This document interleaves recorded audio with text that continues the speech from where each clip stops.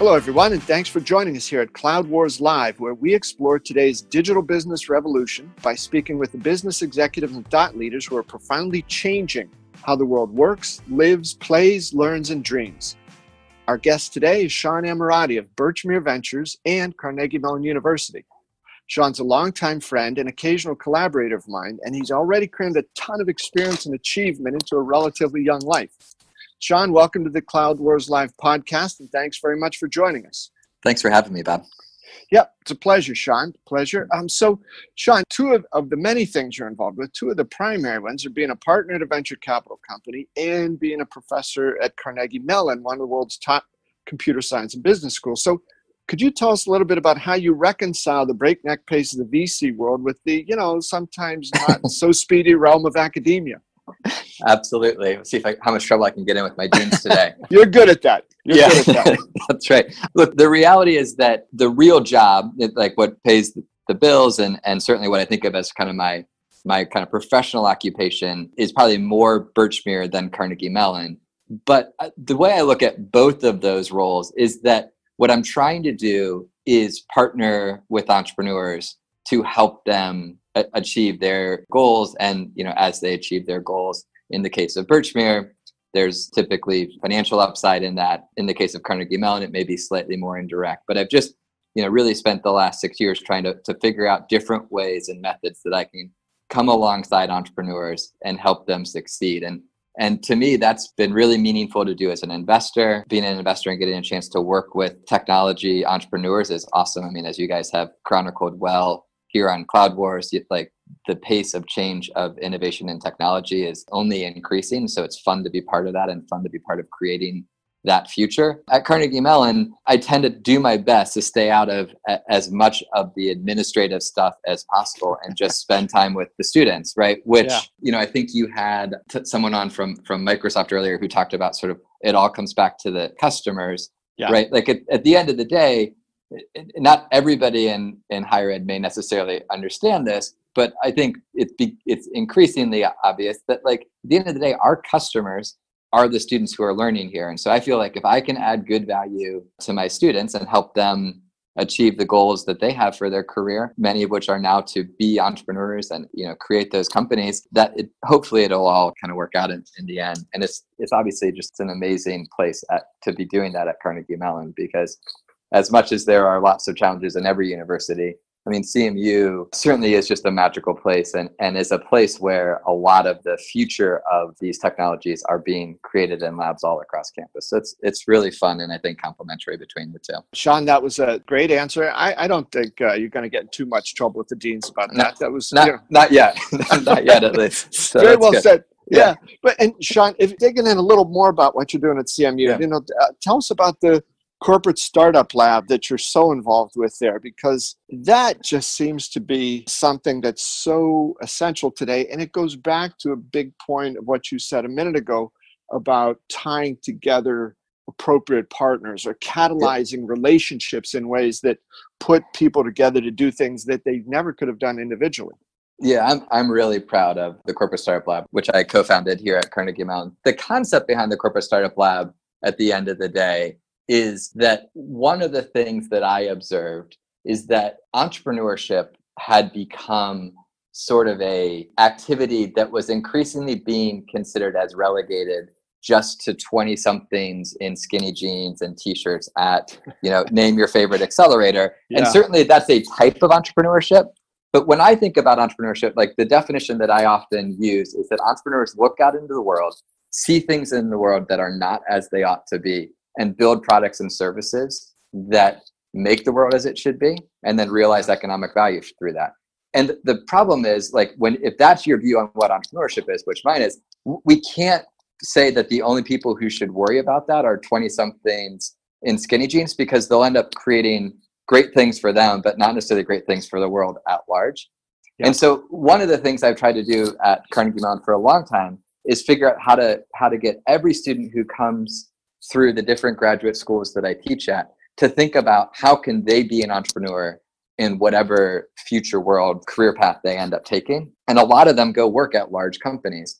And so I started 3 years ago asking this question: how can a quote unquote startup exist and thrive inside of a large traditional company.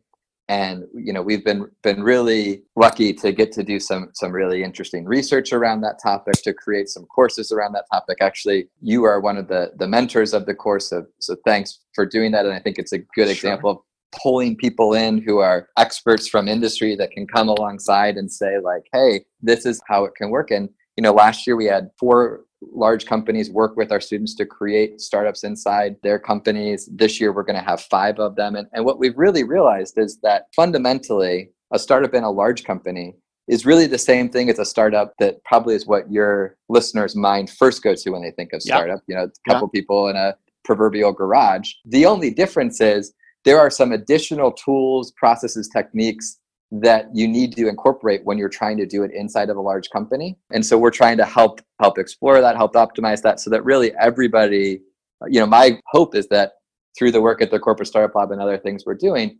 everybody in a few years might think of themselves as an entrepreneur, whether they work at General Electric or they work at 3 guys in a proverbial garage somewhere. Yeah, Sean, one of those things, right? You see in this modern world of business, organizations are flattening, and it's almost like as they flatten, they become more open to what's actually going on in the real world, as opposed to the insular world of corporate hierarchy and slow decisions and so forth like that. And I think what you're doing is not just providing the soil for entrepreneurs to thrive, but clearly trying to show these big companies, right? You don't have 5 or 6 or 7 years to get it right. That's approaching quarters, right, Sean? So that's exactly right. It's got to be fun for you. It is, and I think actually this is something that I've learned a lot from you about it as well, as you've sort of studied this handle that a lot of executives have grabbed onto of quote unquote digital transformation, right? Like I think at the end of the day, like all these things are pointing to the same point, which is the rate of change is increasing. The closer you can get to your customers, the better. And as it relates to technology, problems that we used to think of as physical product problems and atom problems are now bits problems. And that means that you've got to have a more sort of agile, customer-driven, iterative approach to this kind of thing. And I think there are things companies can learn, not just from that movement, which I think is really important, but also there are things that large companies can learn from these startups. And honestly, I also think there are things startups can learn from the big companies. Like it really can be wonderful knowledge transfer back and forth there. And Sean, just as you were describing that, the one thing I was thinking of was we spoke recently on Cloud Wars Live with Chris Lockhead, and he was talking about entrepreneurs and the ones that he's known and the things he's been involved with. And he put it this way. He said, successful entrepreneurs fall in love with the problem and they stay in love with the problem. And unsuccessful entrepreneurs fall in love with the problem, but then they're seduced by the solution and they get overly enchanted with the solution rather than keeping the open mind on here. Are you seeing that play out both with your entrepreneurs and the big companies that are trying to become more entrepreneurial? 100%. That, to me, that is the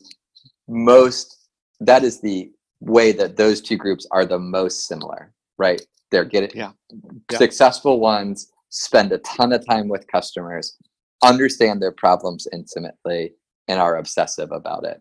And I think what's often misunderstood about that, so typically when you say things like that, people will quickly come back at you with, depending on kind of their age and philosophy, either the Henry Ford quote or a reference to Steve Jobs, where Henry Ford supposedly famously said, if I'd asked my customers what they wanted, they would have told me a faster horse.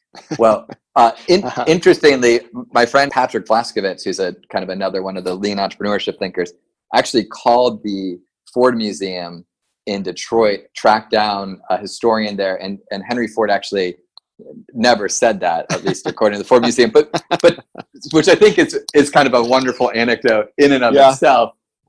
But I actually don't. And the reason he called is he and Patrick and I were talking about this one, and I don't actually think that's what Henry Ford would have said.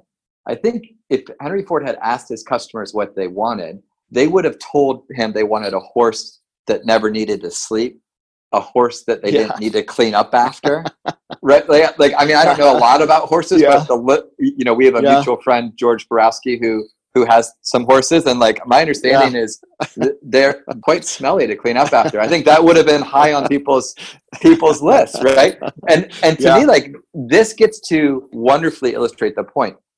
Entrepreneurs care deeply about their customers' problems, and customers can be incredibly insightful about that. Now, they may not be great at where the magic of entrepreneurship is when you obsess about those problems, you come up with really novel solutions. You can test them out quickly, see if they actually solve it or not, right, and then continue to iterate, right? And the iPhone example to me is actually the even better example, because many of us actually probably experienced this. I didn't know that the better version of an iPhone or better version of a BlackBerry was a screen with no keys. But I absolutely knew that I hated how my BlackBerry worked when it browsed the web. And the reason I knew that is when I would get off the subway, I lived in New York when I had a BlackBerry. When I get off the subway, all of my emails that didn't have web links in it, I'd have dealt with, and I'd have to go to the office and deal with the ones that had links to URLs. Now, I wouldn't have come up with the solution of get rid of the keyboard, but I certainly could have told anybody, hey, clicking on links on a BlackBerry is broken, right? So knowing the problems deeply is how entrepreneurs, I think, come up with a bunch of different solutions, test them out, and then ultimately create magical products and services. Yeah, Sean, that's great. I love the debunking of the Ford legend there, but it's great. And Sean, I your comments about customers and this obsession with entrepreneurs sometimes. So you look at the cloud industry, right? These companies that for years, not a lot of years because the industry is relatively new, but they were born of the tech world, many of them. And their whole thing was get the greatest code, get it out there, compete on price, compete on this, get big, move around like that. And the customer was, somewhere in the mix, but fairly far down. And Sean, I tell you, over the last 9 to 12 months, every single one of the major cloud vendors has put customer success, not customer satisfaction, not customer loyalty, and those are great, but customer success at the top of what they're doing. And somehow, somewhere, I think it shows the rapid maturation of the cloud industry, even though some of the companies are pretty young, but it also shows in a broad sense that the tech industry overall and the entrepreneurial minded companies in there are finding that, the greatest code in the world isn't going to matter if you can't pair that with a slavish devotion to what customers need. And I wonder if that conforms to how you're seeing things these days. Yeah, I mean, so certainly with my sort of shifting to my venture capitalist hat, right? Like this is a trend that we see way before the companies are even imagining making it onto like your top 10 largest cloud company list, right? Like we're talking about, we're meeting with companies who have thousands of dollars of annualized revenue instead of billions of dollars of annualized revenue, right? But I actually think we've seen the same thing kind of from the bottom up that you've seen from these large companies down. Yeah. And I actually think it's something that I really appreciate about how you talk about cloud in your Cloud Wars series. Yeah. I've seen a lot of other people try to draw really firm lines on, well, this is cloud computing and this is not cloud computing, like, well, this part of the stack fits in, and that's infrastructure, not cloud, or whatever the case may be. And I think the mistake there is that the cloud is really not a technology solution in and of itself, but it's really a business solution, and that it lets companies do things that they, I think, would have always wanted to do if they could have, but this new paradigm is allowing them to do it. The analogy that often I think about when I think about sort of this transformation that is the cloud is when people get that paradigm right, it allows the business users to get much closer to the problem space. And the analogy I often think of is my dad, his first job, or one of his first jobs out of college, I guess it wasn't his first, but one of his first jobs out of college was to be a COBOL programmer for PPG. And he basically built in code what today people in a place like PPG would do in Excel. There was this intermediary between the CFO of PPG and the financial model, which was my father and his team of people's COBOL code, right? And then Dan Bricklin and those guys introduced VisiCalc, and all of a sudden, the finance department didn't need programmers to run sensitivity analyses and build financial models, right? They could do it themselves because there was this new technology paradigm called a spreadsheet. When I think about the cloud, like it's the same kind of thing. We're taking business users and we're bringing them right into the center of it. And so I think for example, like the fact that Microsoft is sort of so far up the list, that may seem somewhat counterintuitive to people, but it's like, look, at the end of the day, Microsoft's solving business problems with this technology paradigm, at least from I don't talk to nearly as many executives as you do, but from the things that I hear. And some of that is certainly kind of classic SaaS, but there's also these platform and infrastructure layers as well, right? And it's like, that's because they've sort of embraced this paradigm and many of the other ones on your list as well, obviously. And they're sort of thinking about it not as just like, well, here's the bits and bytes how it works, but in terms of like, here are the problems our customers have and how we can bring this paradigm to them to help them understand it. So I think it's a super exciting time to be around this part of the technology. And, we're excited at Birchmere Ventures to be early investors in a lot of these embryonic companies that, hopefully someday will be delivering the same kind of value that the companies on your list are doing today. Well, knowing you, Sean, I wouldn't doubt that at all. I wouldn't doubt it. But hey, you had mentioned Microsoft there. And I think in the context, Sean, of what you were saying, these are business solutions and take it out some of the technology realm without in any way discounting the significance of superb technology. But I think it was either 6 or 9 months ago, but relatively recently, the Microsoft CFO, Amy Hood, said at an investors conference, she said, I really couldn't care less whether the revenue comes to us in our SQL products, the traditional on-premise stuff, or the cloud. So it makes no difference to us because we see this as an unbroken continuum because that's how the customers look at this. Some stuff's going to stay on premise, some will move to the cloud. And if a company is able to provide a platform that allows for each, putting the customer at the center, then that's going to be a huge benefit. And so, Sean, I think as you describe that dynamic about it, they become business solutions which allow business people at all levels of a company to do things they couldn't do before. I think that's the real magic. So I was glad to hear somebody, from your vantage point say that. I think it's legitimate. Sometimes it's stuff about getting overly caught up in, well, that's SaaS, or that's infrastructure, and that's public cloud infra. You can't confuse blah, blah. And I think more and more customers, they don't care about the internal, inside the industry acronyms. They just don't care. Give me this stuff in as broad a combination as you can that allows me to become wildly successful as a business person. Does that pass your sniff test these days? Yeah. So, I mean, I think, I hadn't heard that quote before, but my reaction to that quote is that that's exactly right. The thing she should care about is less technology line of business and more like the attributes of that revenue, How likely is that revenue to recur? And if it recurs more from SQL than from the cloud, then you could, I think, make a good argument that the SQL revenue is actually more valuable, right? How likely is the customer to not just to renew the contract, but maybe to increase the contract, right? And so I think, and this is one of the weird things, like, especially as it relates to, SaaS as part of cloud, right? Like subscription revenue is certainly more valuable than transactional revenue. Yes. And I think, but that's a different point than the point on like what line of business is it. So I would certainly rather have my customers pay me $1 every month than pay me $1 once. That makes sense. And I think Wall Street is correctly rewarding companies with recurring revenue models, with net negative churn, all that stuff. And obviously that flows down all the way to this early stage companies that we're working with as we try to help them figure out how to get value from their customers on a recurring basis and expansion revenue and all that kind of stuff. But the mechanism of delivering that, I think, has somehow gotten conflated sometimes in conversations with the pricing model itself. I was at a Workday event recently, and Workday was talking about its recent acquisition of a company called Adaptive Insights. And the people at Workday said, when we go talk to big global companies about moving their financial applications to the cloud, he said, understandably, they're quite thoughtful or in some cases cautious about that. But what they say is, hey, do you have a planning?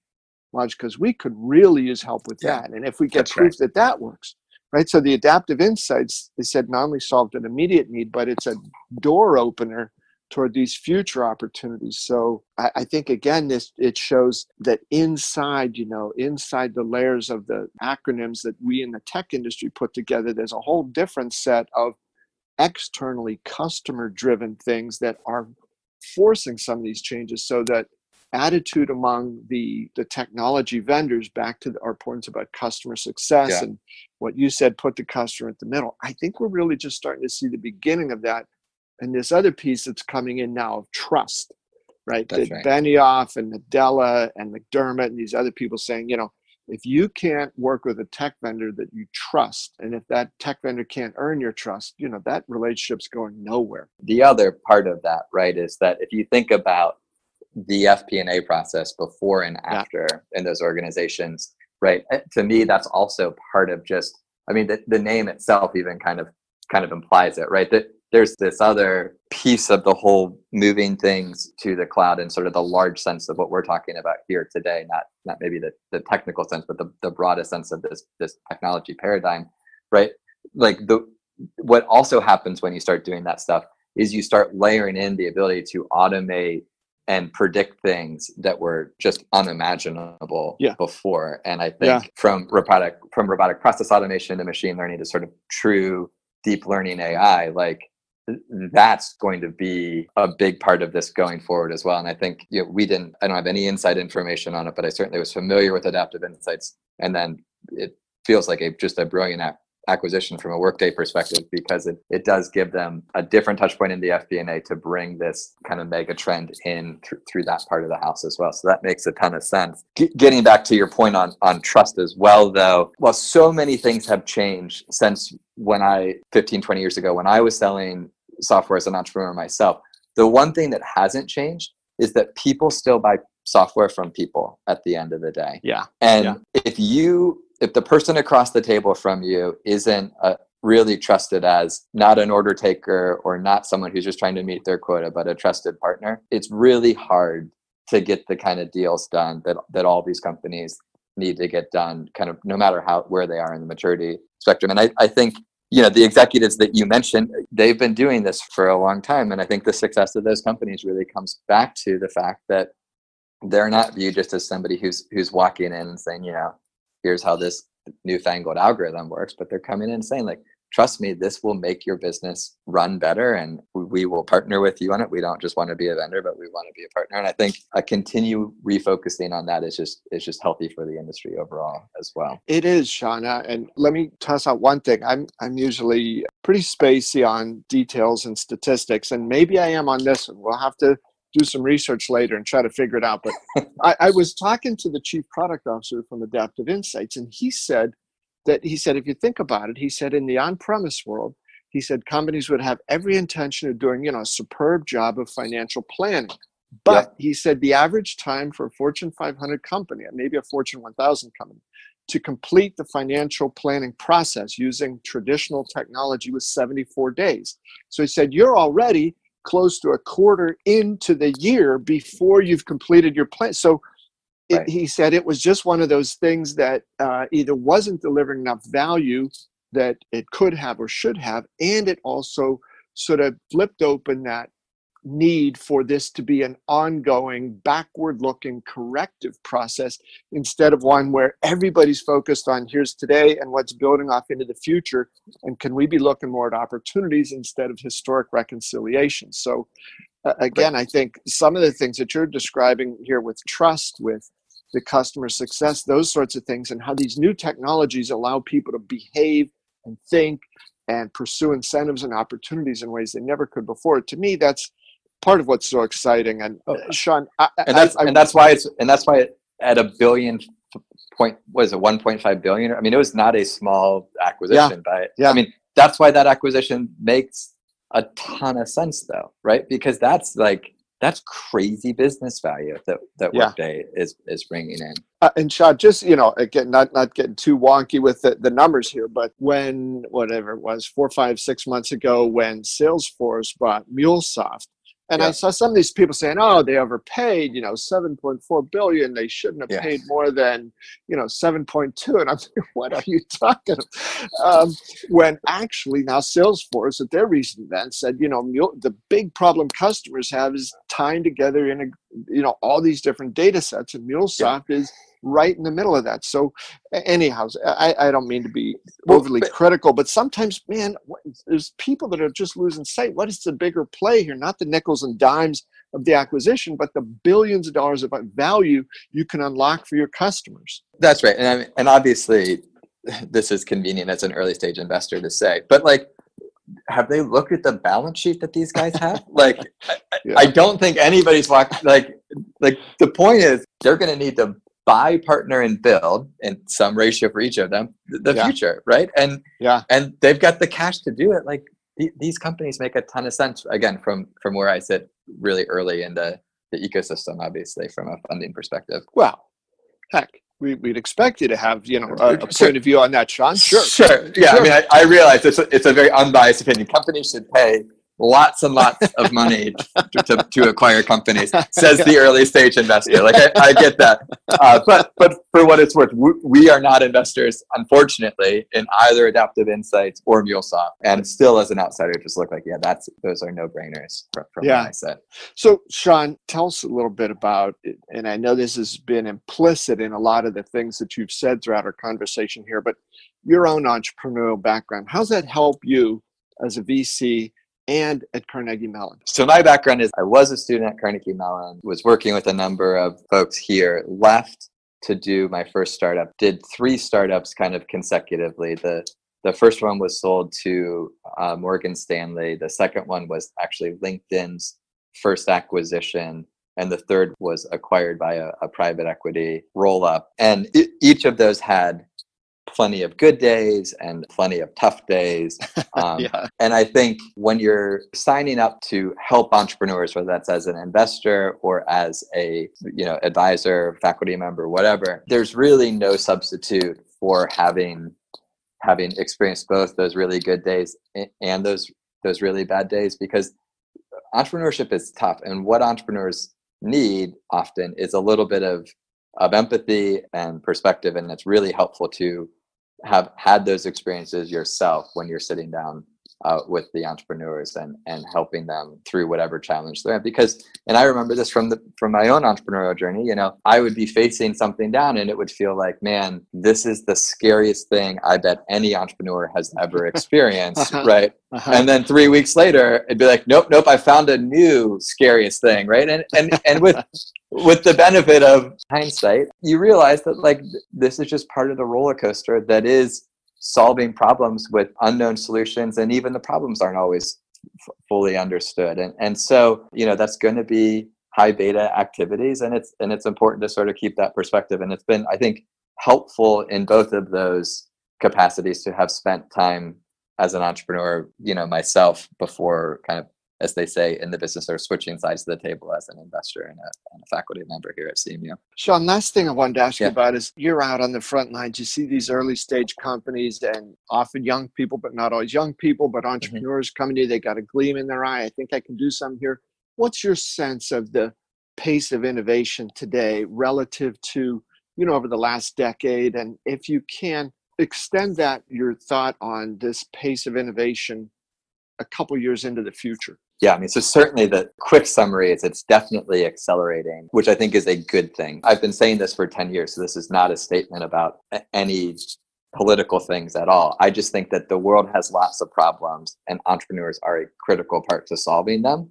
And so we need more innovators to be helping solve those problems, because there's just a lot of things that need solutions, and people obsessing about those problems and coming up and testing solutions. It's just a really good thing for everybody. But maybe the most interesting analog for this would be to actually tie it back to a CMU story, because I think it does illustrate sort of the interest and acceleration of this trend. So when I was a grad student at CMU, and I think actually, Bob, I first met you when that was one of the hats I wore, and I was with our mutual friend, Richard Florida. I would tell people that I wanted to be an entrepreneur someday, and they would sort of, in so many words, say something at CMU like, well, is that because you don't think you can get a job in banking or something?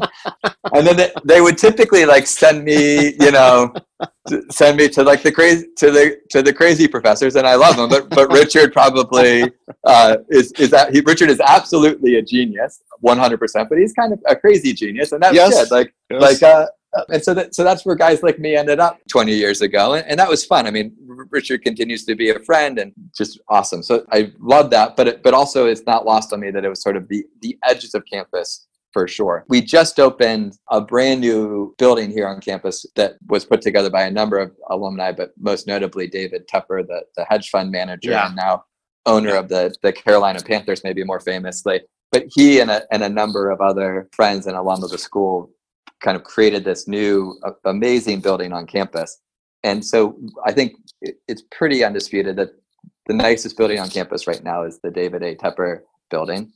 And I would argue that almost equally without argument, the nicest space in the entire Tepper building is the Schwartz Center for Entrepreneurship, which I think is that's not just a random fact. The reason that's the nicest part of the nicest building on campus is about entrepreneurship and innovation today is because students today, when they come to campus, come to CMU specifically to learn and study innovation and entrepreneurship. Yes. And it has gone from the edge of the campus with the crazy but brilliant professors to like the heart of Carnegie Mellon and the thing that the president talks about every time he stands up. And I've certainly benefited from that as an entrepreneurship faculty member, but I think it also just reflects like society's increasing interest in that.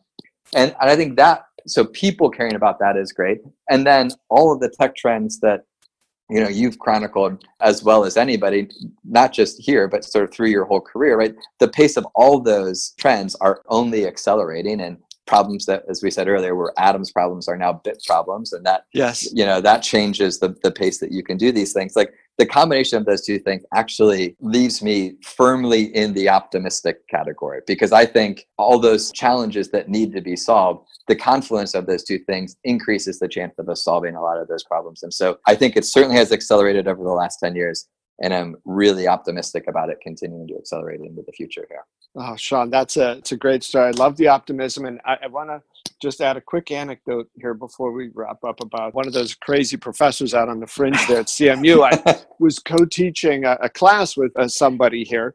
And I went into his office a few weeks before the class started. We wanted to chat about this. And he stood up behind his desk. We shook hands, very friendly. And I looked and I said, hey, Richard, what the hell's all over the front of your pants? And he looked down and he said, what do you mean? And I said, well, you got like green spray paint all over the front of your pants. And he looks down, he points, goes, dude, diesel jeans, $300. Yeah. And I went, oh, okay. But so, operating on different wavelengths. But no, it was and I'm sure Richard was the only faculty member with diesel jeans at that point in time on campus. Yeah, no, Richard's amazing. He's a good friend of both of ours. But fantastic guy. But he's always seen the world not through quite the same filter that most of the rest of us. And hey, Sean, this has been a great conversation, and thank you so much for your time and insights. Thank you, Bob. I really appreciate it. It's been a real pleasure. Oh, thanks. And also many thanks to all of you listeners for joining us here on Cloud Wars Live, where we explore the unfolding adventures of digital transformation and cloud computing and how those are profoundly changing how all of us live, work, play, learn, and experience the world. I hope you'll join us for other episodes of Cloud Wars Live, and please share your feedback with me at bobevanspa@gmail.com. Thanks again, and we'll see you next time.